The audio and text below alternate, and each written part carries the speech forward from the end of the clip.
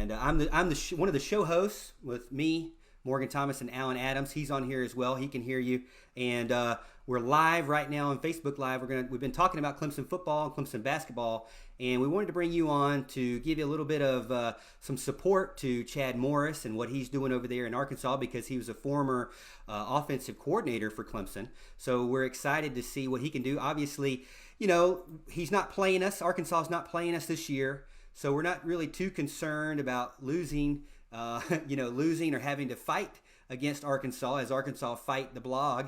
But we want to see him do well, and we want to see him kind of maybe beat up on those SEC West teams that we'd like to see kind of knocked off. But Tucker, tell us a little bit about yourself, how you got involved in Arkansas Fight the blog, so our fans can know a little bit more about you. All right. Well, I'm Tucker Partridge. I am the site manager for Arkansas Fight. I was born and raised in the state of Arkansas, been a Razorback fan my entire life, and got in touch with the people at SBNation, and they let me get paid to do what I love, which is write about the Razorbacks. So you can't really turn down a deal like that. That's awesome. That's awesome. So how long have you been, a Razorback fan? Honestly, some of my earliest memories are going to Razorback games. We lived just outside of Little Rock, which is pretty central Arkansas, and Fayetteville is up in the northwest. It's about 3 hours northwest. And so from, 3 or 4, my dad and grandpa and I would ride up to Fayetteville to go watch the Razorbacks. And it was sort of a family tradition that we kept going throughout the years. And I don't know, I guess that indoctrinates you because it got me. Yeah, well, Alan and I are the same way. We kind of born and raised right outside of Clemson, and we've been going to the games since really, since really like toddlers, playing outside the stadium when we couldn't get let in, when we were too young to go to the games, and now spending all of our well-earned money to go watch the games, or at least watch them, at least watch them on TV. I've actually been to an Arkansas Razorback game. I went to see Run DMC, Darren McFadden, play against I believe it was North Texas, and he I think he had like 900 yards that game. Something like that. But that was back when they were really pushing for him to get the Heisman, and man, they let him have the ball like every other play for the entire game, even though they were up by 40. It was crazy, but that was him, and I believe Felix Smith, Felix Jones, right? They both went to the Cowboys eventually. And so, but we got some questions for you because our fan base is really Clemson Tiger oriented. And so we got some questions for you because we wanted to do kind of a opponent check-in, even though you're not really an opponent this year, but we wanted to check in we're trying to go through the summer and check in on teams from other conferences and within the conference of the ACC. But we wanted to start out with Arkansas. And so I'm going to hit you with the first question. All right? All right. So kind of what's the state of the fan base right now? I know that the Razorbacks just came off kind of a 2-10 season, I believe. Is really kind of disappointing as far as wins and losses go. Well, first of all, I'd like to say that I hope we're opponents at some point because that means that something wonderful has happened. To kind of gauge the state of the fan base right now, it's a really curious situation. It's one that has kind of been the case my entire life as an Arkansas fan. And it's one where we keep having these tastes of victory, like maybe we can cross that threshold to get to the next level, and crashing down. I mean, in recent memory, we had tremendous success under Bobby Petrino, who obviously had all of his baggage that ended up with him being fired. But we went from a number 5 in the nation team that won 11 games to what happened last year, which was a historic losing season for Arkansas. It's hard to gauge how patient the fans are, because I think it's a fan base that knows that there can be some great achievements along the way, but one that's also realistic about competing in one of the hardest divisions in football.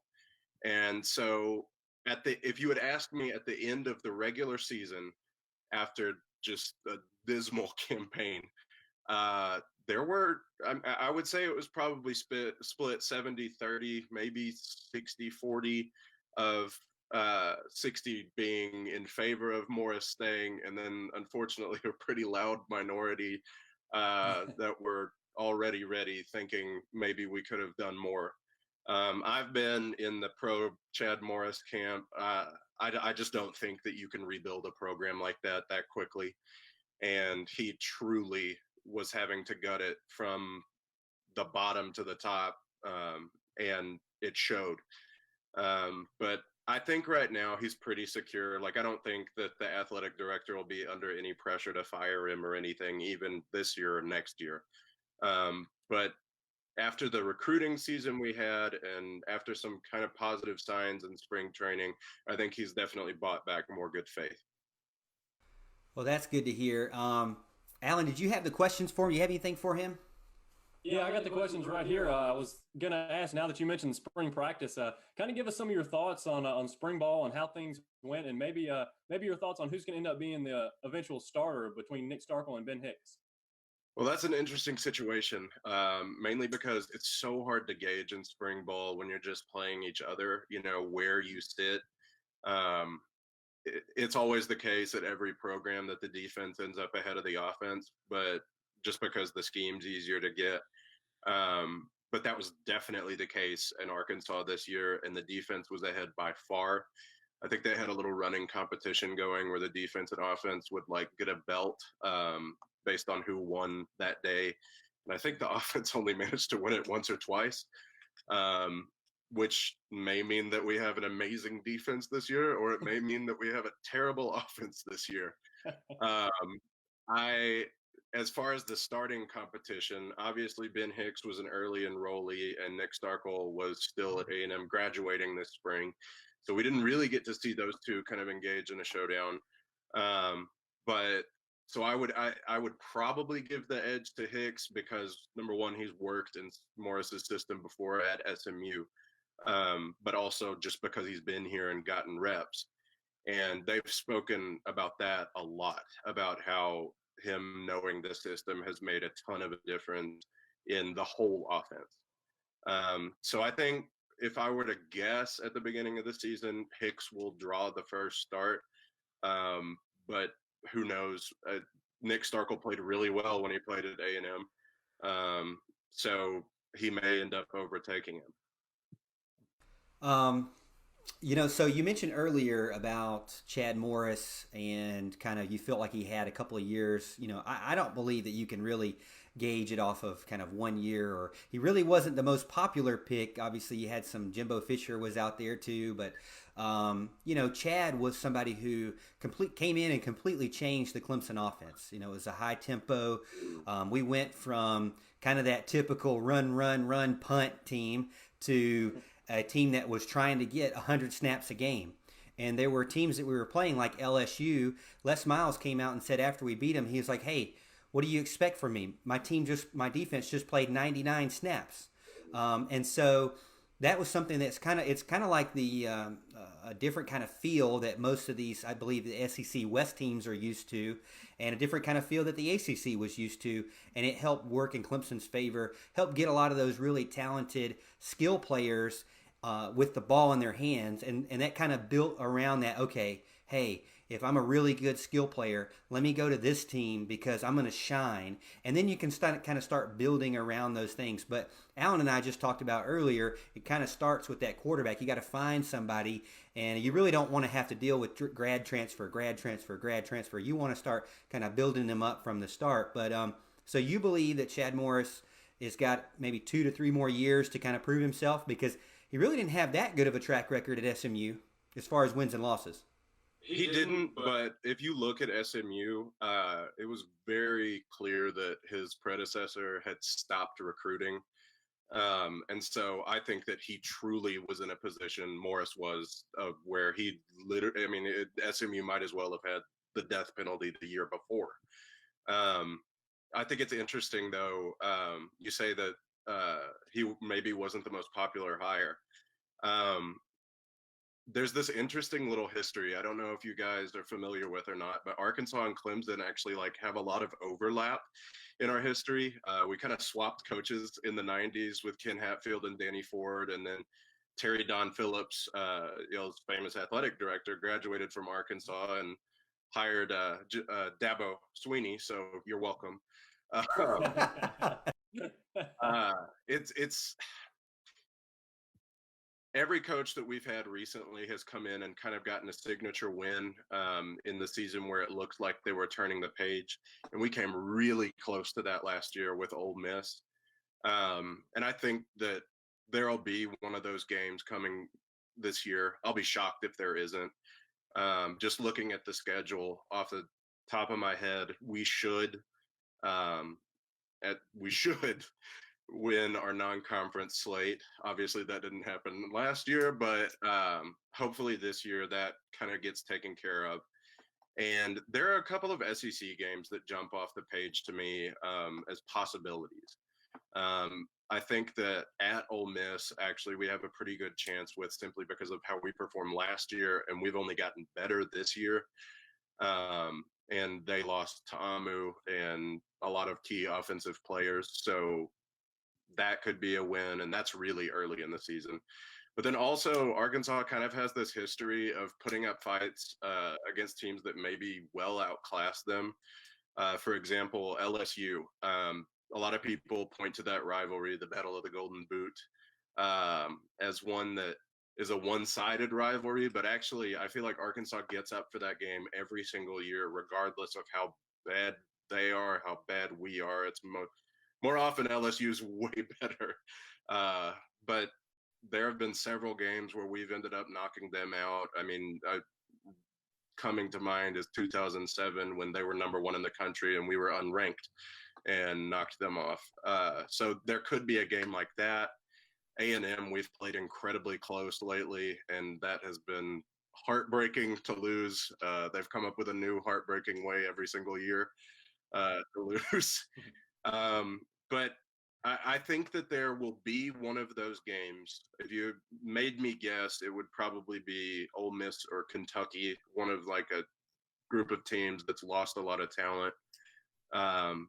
That one of those games, those 50-50 decisions, 50-50 balls, 50-50 plays, those will start going our way. At least the law of averages tells me they have to start going our way.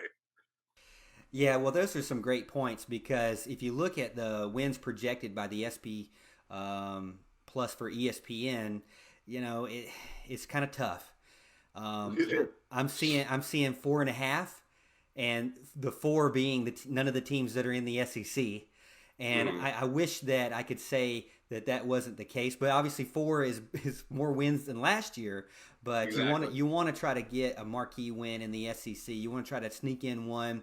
Ole Miss looks to be, as far as percentage wise, looks around 30% chance to win that one, 20% for A&M.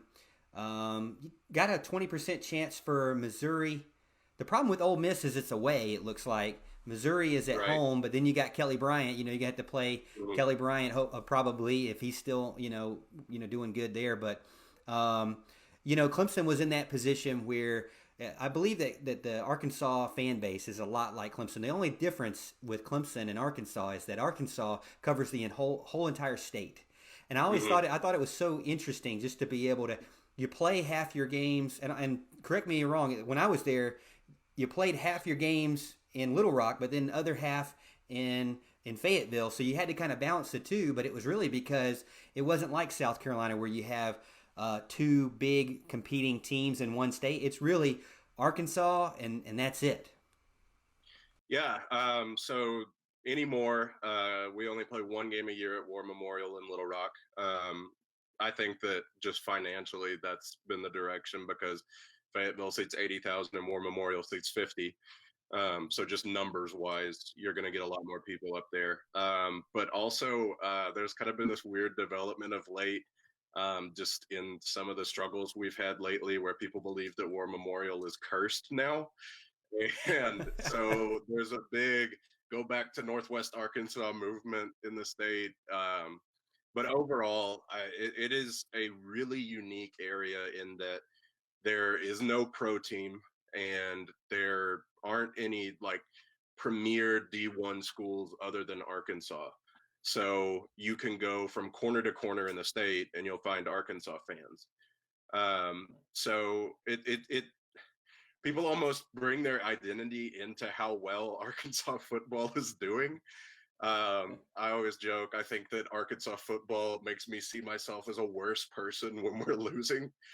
But I actually like looking at the Clemson model because it makes sense to me. I have a couple of friends in the sports media up here, and during our hiring process, apparently, and this is all rumor, so I can't confirm this, our first call was to Brent Venables. Well, Brent Venables apparently loves being a defensive coordinator and will never leave Clemson. But he apparently directed our people to Chad Morris. Well, then I think there was one more name ahead on the list of Chad Morris, and that person didn't leave. I really can't recall who, but they directed them to Chad Morris. Well, after you get those kind of endorsements, you give the guy a look, and after seeing how he transformed Clemson into, correct me if I'm wrong, but you guys weren't a traditional national power when Dabo took over and when Chad entered the picture. And now, I mean, my gosh, you've competed in the last however many national championships. Um, Seeing that kind of program work, and albeit I think South Carolina and that whole area of the country produces more national caliber athletes than the state of Arkansas does. But seeing a school that's not a traditional blue blood be able to produce like that and come in with a plan and say, we're going to hit the ground running and we know who we are. We're never going to be Alabama. We're never going to be LSU. But maybe we don't have to be.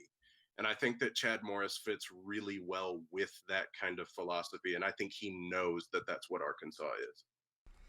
Well, just because you don't have to be those guys or you can't be those guys doesn't mean you can't be successful against those guys. And that's what Dabo Swinney said when he first took over the position. One of the board of trustees came to him and said, hey, I want you to be just like, Alabama. I want you to be just like Florida, just like Tennessee. And Dabo was going to keep his mouth shut. I love this story about him. He was going to keep his mouth shut, not going to say anything because he had just got hired. But then he decided, hey, I want you to know that I don't want that for Clemson at all. And the board of trustee, this millionaire, he's like looking at him like, what are you talking about? And he's this young coach, just a wide receiver coach, talking to him now, the head coach. He says, I want Clemson to be something unique, something special, something different than those other guys. I want people to look at Clemson 10 years from now and say, man, I want to be like that. And that's what's so interesting for, I think Alan and I can admit, that to listen to you kind of coming from a situation from a fan base where it's not really, sunshine right now. 2 wins, it's not really that fun. I know at Clemson, man, the radio would not even be fun to listen to right now if we were 2 wins.